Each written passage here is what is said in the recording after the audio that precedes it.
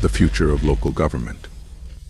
Welcome to Shock Talk, the future of local government. I'm Sheila Shockey, your host, and I am the founder, CEO, and futurist at Shockey Consulting. And with me today is Mike Armstrong. He is a retired utility executive, most recently at WaterOne, and has a lot of great experience in terms of making decisions with his board and his organization being transparent, open, and engaged with the community. So thanks for joining us today. Thanks for the invitation. Yeah. So let's start with the fundamental question. What does transparency in decision making mean to you, Mike? I think that transparent decision making means that you do it in an open, public way where folks know exactly why you're making the decision, what decision's being made, and what data and information is used to make the decision. So oftentimes we think of all of the legal reasons why it would be in an open situation, but the last several items that you had there really are not always apparent maybe to the public about why they made the decision and that sort of thing. So tell me a little bit more about that. Well, definitely part of it is the legal aspects, and one of the And you're an attorney. I might just attorney, disclose yes, he's an attorney. Actually acting as an adjunct professor, so Yeah. I've gone full circle. Now you're teaching young attorneys. That's right. And so definitely one of the fundamental ideas in local government is that the decisions that the public, that the policymakers make are done in an open format, and that's the Open Records Act or the Open Meetings Act. A lot of places they call them sunshine laws. So that's Shining something. a light on the inner That's workings right. of making the That's sausage, right. right? The idea is that you will reduce the possibility of any kind of corruption if you Sure. have an open process to the policy making decisions. And so that's definitely the fundamental part of it, is that these sunshine laws or open meetings laws require the public to be brought into the decision-making process. And that can be frustrating to public officials, especially new public officials, because it cuts down on the efficiency of the decision-making process. Absolutely. But in addition to those legal aspects of, being required by statute to have the decision made in a public way, it also improves a lot of other aspects of the operation, including relationships with all the different groups that you deal with. So whether you're talking about the rest of the governing body, the public in general, the community, some of your key stakeholders, so it might be developers or business owners, that sort of thing. And then also the professional staff. So it really, I think it improves the relationship with all of those groups to have transparent decision making. Yeah, so tell me a little bit more about the strategies to really get into those last four aspects you talked about, really, which were understanding why the decisions are being made and all of the data behind it. How does that, what are some ways that you've done that in the past? Well, I think one of the things that is important when a decision is being presented to the governing body is to make sure that all of the governing body members have the same information. That's the primary thing. We use something called an action item summary. I know a lot of organizations use something like a briefing sheet or a staff memo or something like that. And so that is a good tool to kind of identify, number one, why the decision is being made. Number two, who's going to make the decision, what information is being used to make the decision, and then also to look at what alternatives were considered. So before the decision is made, it's nice to know, as a public official, what else did we look at, what are other folks doing in this situation, and then finally, how is this decision going to impact key stakeholders? So if you're going to change your rate structure or raise taxes, it's important for the public officials to know how that decision is going to impact those folks. Great. And do you usually have those agenda packet items online? And how does the community then kind of digest that information? Definitely. So back to the Open Meetings Act, there is not an official requirement that you have an agenda, but Oh, definitely wow, no, there's wow, I didn't know that. no specific Interesting. requirement, but it's definitely a best practice. So you start with having an agenda to say, this is, when the meeting's going to start, these are the items that we're going to discuss, and then making that packet available at least several days before the meeting so that everyone has it in advance, they have an opportunity to study it. So if there's questions that come up, they're just better prepared. And I think that's part of being transparent, is putting that information out ahead of time. And so that can be done on a website, it can be done through social media. I think the more information that's out there in advance, the better the decision-making process will go. Great. And any advice you gave your department directors or managers about how to present that information, or how to write it or make it digestible so that your elected officials and the community can kind of understand? Because it sounds like you had a pretty good structure that you use, but sometimes I know you dealt with a lot of technical, scientific and engineering and deep finance stuff. So how did you do that? Well, I think one of the things you need to recognize is that there's different personality types, and we all process information differently. Right. So, like, I'm a detail guy, I'm a data guy. No. A lot of people are more just like, seat of the pants feel. They're more emotional driven. Sure. And so when the information is provided, it needs to be in plain language. So you can't have too many details, too many acronyms. Right. If there's a lot of acronyms, definitely have some kind of a glossary of terms or something like that. Sure. But I think it's important for the staff to look at it from the perspective of the governing body and what they look at and what is important to them. So try to look at their perspective as opposed to being at the very high technical level. Look at it from what would the elected official want to see, and knowing that all these different personalities process information differently. Try to start with something very generic, kind of like the ladder abstraction, where you start at something very generic and then move into more specific. And that way, if you provide all the information but have a summary up front or the main details up front, if someone starts looking at the information and decides that they're comfortable with the direction, then they don't have to read all the detail. But if there's someone that is really into the detail, then that gives them the opportunity to get into the whole, the bloody guts of the whole issue and see exactly what information that is important to them. Well, and I noticed that you said also that what is the community's impact, or what are some of the more softer ideas? That's for somebody that maybe relates to making decisions based on how it impacts other people or that sort of thing. So that's part of your process too, not just the facts. It's more kind of some of the other things that are a little bit more maybe soft, you would say, not just the engineering facts or that sort of thing. So that sounds like a great process to kind of meet everybody's needs. Well, tell me a little bit more about transparency challenges that you have seen over the years, and maybe how technology and some of the other everything's so available on social media now, and everything's so available technology-wise. How has that kind of changed or enhanced transparency? Well, I think it's improved the transparency overall. I think a lot of folks do use social media more than they do, traditional media. It used to be that you would put an advertisement in the paper to advertise for a public meeting, and that just seems so archaic today. That people have so many different avenues, whether it's Facebook or Instagram or X. So there's a lot of opportunities.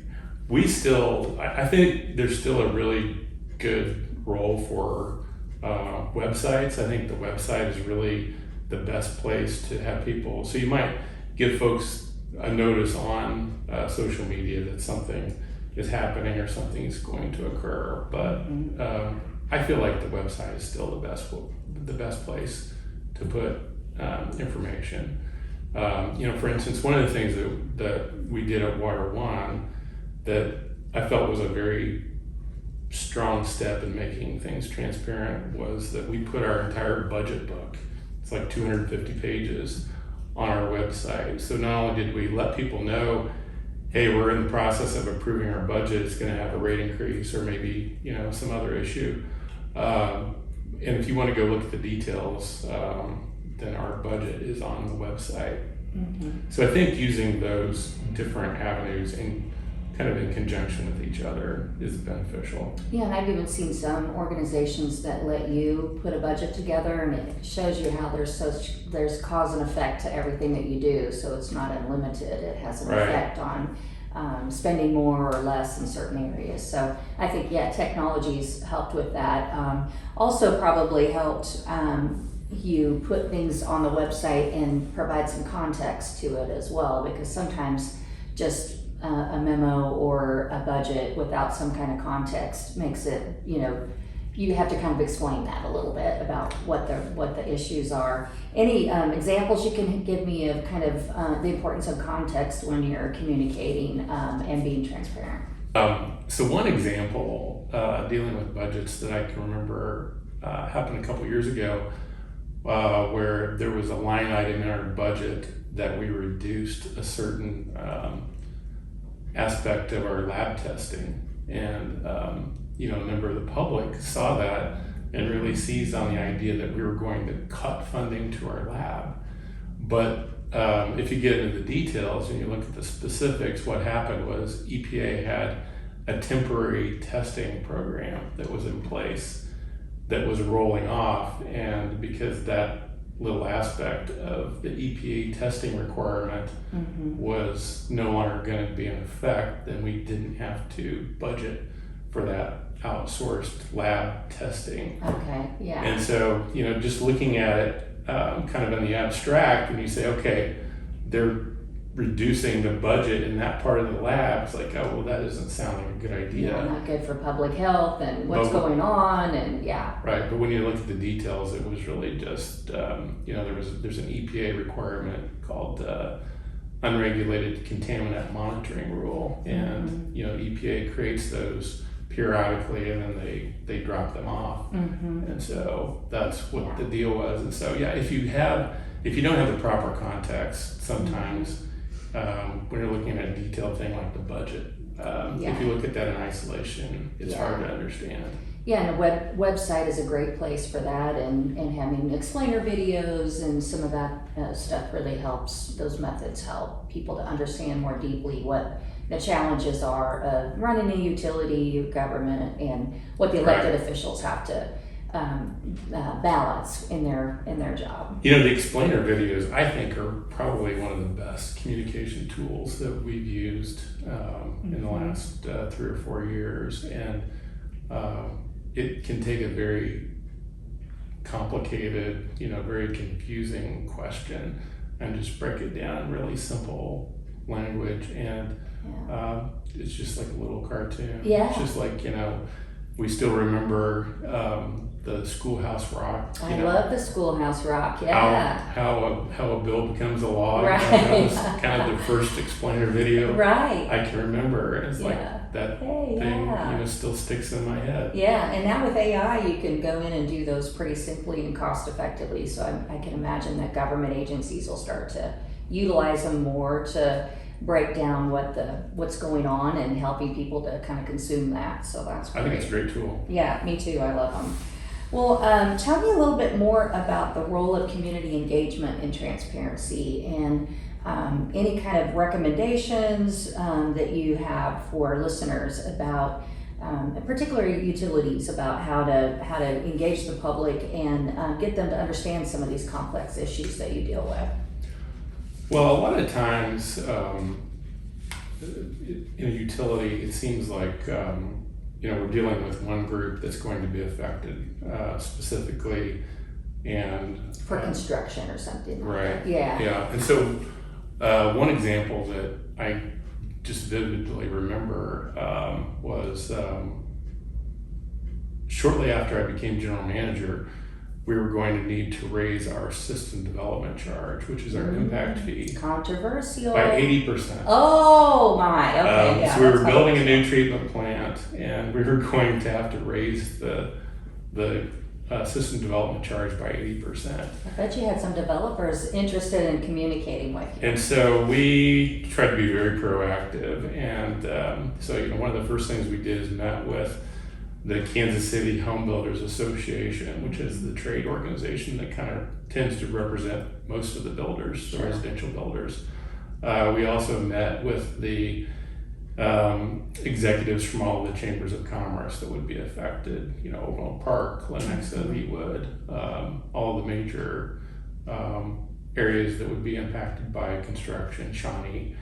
And then we actually hosted a breakfast for the development community. Wow, did you have a good turnout? We did have a good turnout. All right. If you want people to listen to you and be in a good mood, you need to buy food. That's a great And tip. so it's either barbecue or breakfast. And so we hosted a breakfast, brought the folks in, had a very simple presentation, put all of our cards on the table as far as the finances and what was driving the increase. And it was effective. I think in the end, what we decided to do as a compromise, or just to work with the development community, we did phase in the increase. Mm-hmm. So we needed an 80% increase, and I think we phased it in over a 3-year period, so that they didn't see the impact immediately. And because we were still in the process of designing the treatment plant, it allowed us to start building up the cash that we needed, so that when we were planning it far enough in ahead that we had time to accumulate the cash. And so working together with the development community, we basically told them exactly what we were doing, why we were doing it, and we had some of our board involved in those discussions as well. And in the end, they did accept it. They asked us if we could try to ease the burden on them a little bit by phasing it in, and we did. And it turned out to be a very effective process. And going forward, we've maintained that relationship with the development community, so that if there is an increase to the system development charge, we let them know ahead of time. Yeah, so there's a trust built there, so that they know you're going to be transparent and let them know and listen to their feedback, because we've worked a lot with the development community on a variety of things, and in this case, you really was beneficial to them to actually pay the fee because you were adding more water treatment. But sometimes it's not so obvious, and phasing in is usually what we hear as well. Just people like to be have to plan for what's going to happen in their budgets and that sort of thing. So sometimes you can come to a solution that's good for both parties.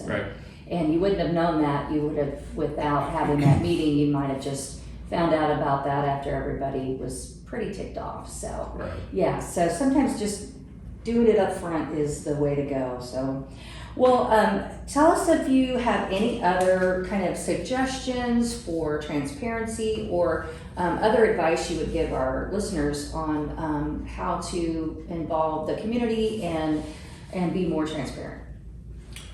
Well, one of the things I think is important is that the governing body and the staff have a good relationship, and they recognize their different roles. Because I think when, particularly when you're dealing with public bodies, and if you're in a public meeting, good interactions between the governing body and the staff tend to build trust. Right, and if they're not, people tend to jump on the bandwagon and smell blood, right? Very tense or awkward interactions between the governing body and the staff tend to degrade trust. Yeah. And so it makes the organization look ineffective or even dysfunctional.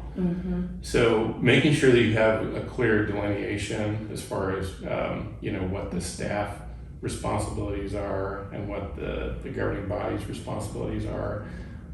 is important. And I think it also improves the organizational culture long term. Yeah, great. Well, thanks for joining us today, Mike. I appreciate your time and all the transparency, as I'm a WaterOne user, so I appreciate your work there. And remember to subscribe to Shock Talk, Future of Local Government, for more information and insightful discussions on trends that impact our community. And thanks for listening, and let's continue to plan, engage, and inspire together. Shock Talk, the future of local government.